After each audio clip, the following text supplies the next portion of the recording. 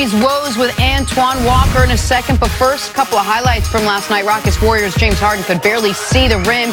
Didn't stop him from putting Andre Iguodala on skates before knocking down the three. The refs did a great job in this game, and the Warriors adjusted how they were closing out Harden's threes. They were jumping to the side instead of straight at him. There was only one landing area issue the entire game.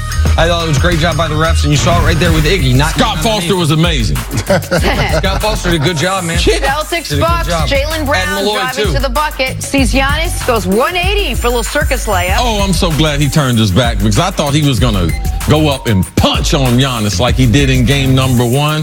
Great defense, better shot here.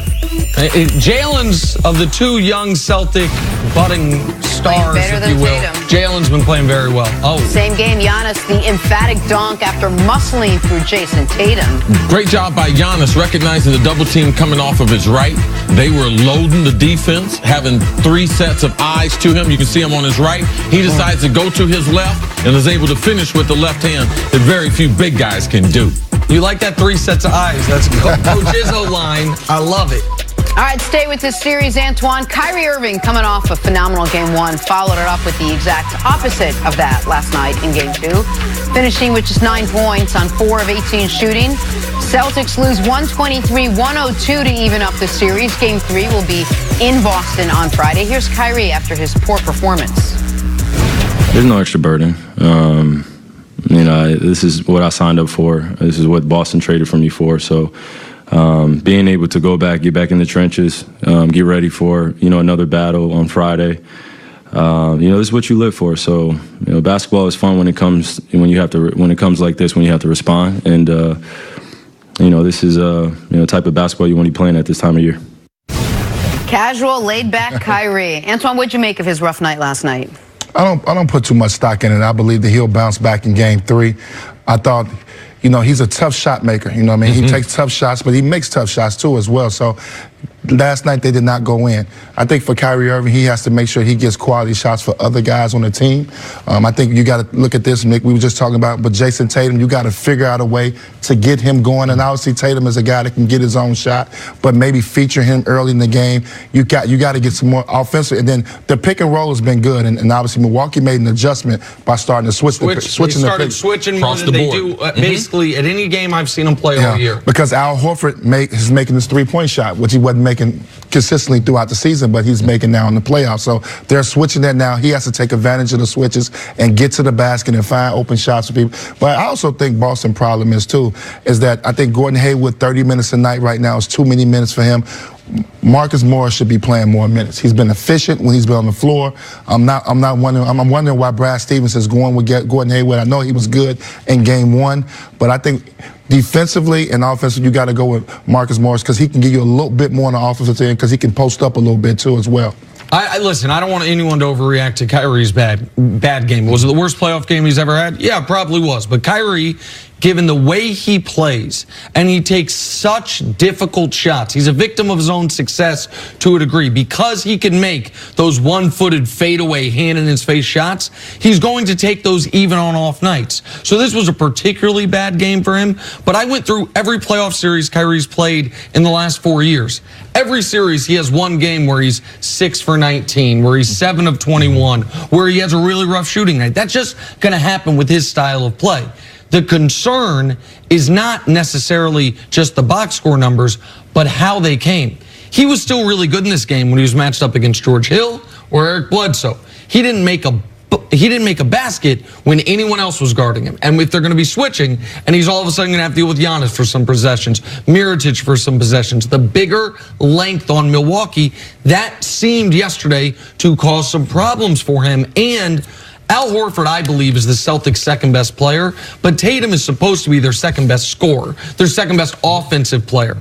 And if Tatum is struggling, if Kyrie's not really good offensively, they do not have enough offense. They don't, because Gordon Hayward, it's a good story that he's getting slowly back to himself.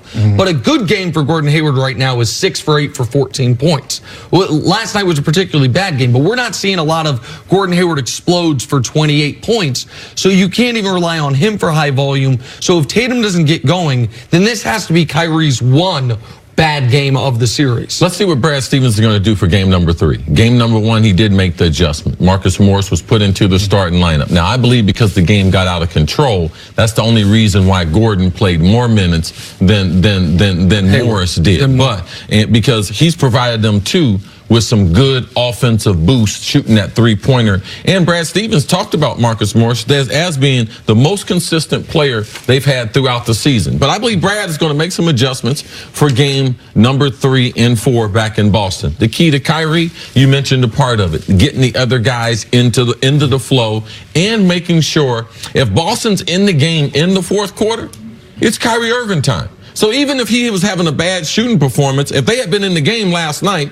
the guy that the Bucks fear the most is Kyrie Irving. So they didn't get a chance for Kyrie to be able to close them out because the game had gotten lopsided. So I believe his overall court, how he's going to manage the court, getting other guys shots, keep them in the game, and be shooting well enough that in the fourth quarter that he can be special. I think if you look at what Kyrie brings to this team, I think the game 1 is like the perfect game to go against the Bucks. He had 11 assists. Yep.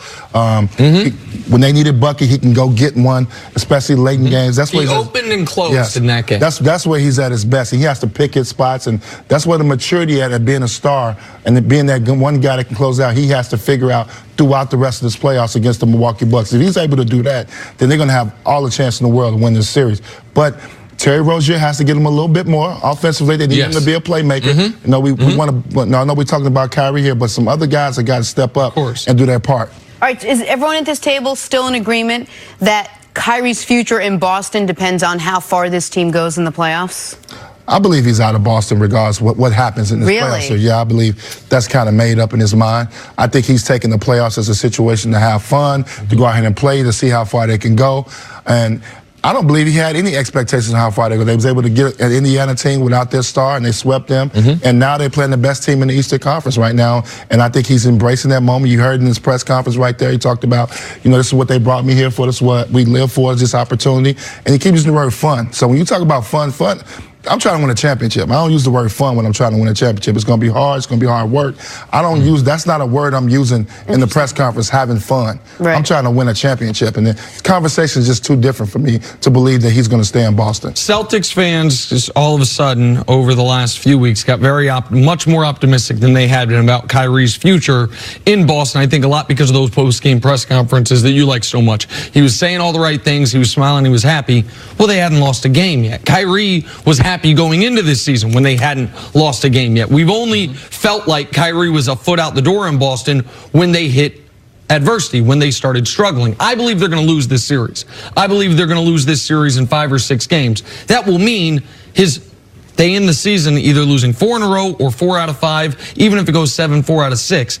That, to me, is going to be the final impression Boston has on Kyrie. I think the only chance they have to keep him is making the NBA Finals. I don't agree with you in that regard. I think they do have a chance, but they'd have to make the NBA Finals, and I don't see that being a realistic possibility. I'm like you. I believe he's out of there. I believe him and KD have come to an understanding. They're going to team up in New York, and regardless if they go to the final, I don't believe they're a championship team. Regardless if they go to the final, I'd still believe that he's out of there. If Kyrie Irving takes the Celtics to the finals, didn't he do what he came there to do? Yeah. Right? Absolutely. If I go to the finals against the Warriors, didn't I come here to do what? I just believe when don't get me wrong, you don't need to be recruited. You're a pro now. You can make the most money with the Celtics. You got a good young team behind you. If you was staying there, you come out. I just think when you want to play into the media and let this free agent thing get out of control, I think Kawhi Leonard's the one that handles it the best. Hasn't said nothing. We'll deal with it in July. But these other guys keep playing around with it. It's already written out there. I think it's some truth to it. I think he's gone. I fell for it. Yeah, because I knew it. Jenna watched these press conferences the last 2 weeks. I was happy. He's staying. Everybody's happy at 5-0 in the playoffs, Jenna. Everybody. Antoine, we'll see you later in the show. Coming up, do the Colts have the scariest offense in the AFC? One Colt thinks so. That's next on First Things First.